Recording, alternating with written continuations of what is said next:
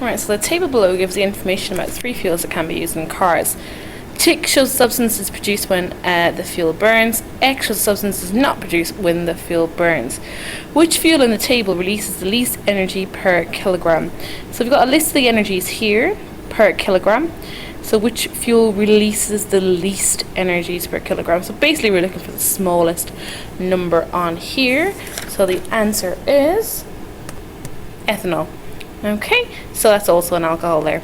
So some scientists say that if hydrogen is burned as a fuel, there will be less pollution. From the information in the table, give one reason why there will be less pollution. So what we need to look up here is we look at the pollutant gases. So we see that carbon monoxide is a pollutant gas, as is sulfur dioxide.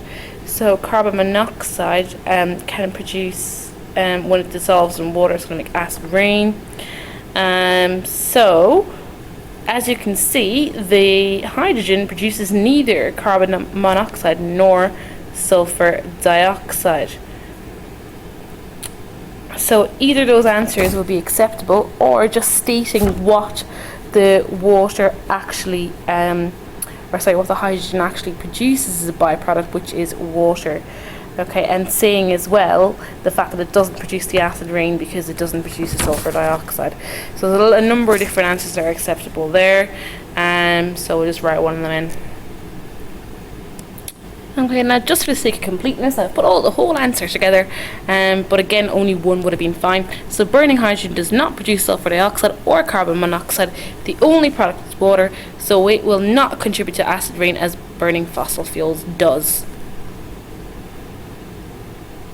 Okay, righty-ho, moving on. So, which of the 3 fuels in the table can be compressed into a small container?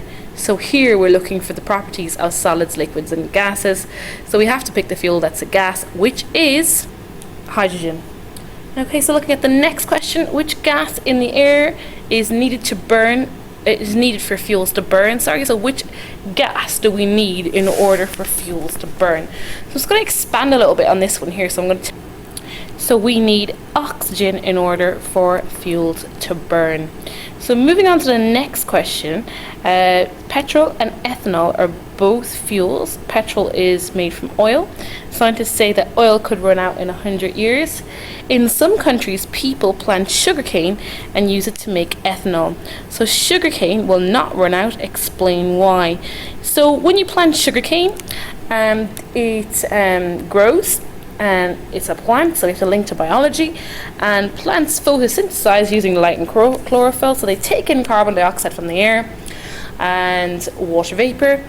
And in the cells, they then produce glucose and oxygen. So that's a process called photosynthesis. And it is how our plants convert energy from the sun, the light energy from the sun, into glucose, which is what we use as our energy from the plants. Okay, so explain why sugarcane will not run out. So they're looking for quite a simple answer in this example.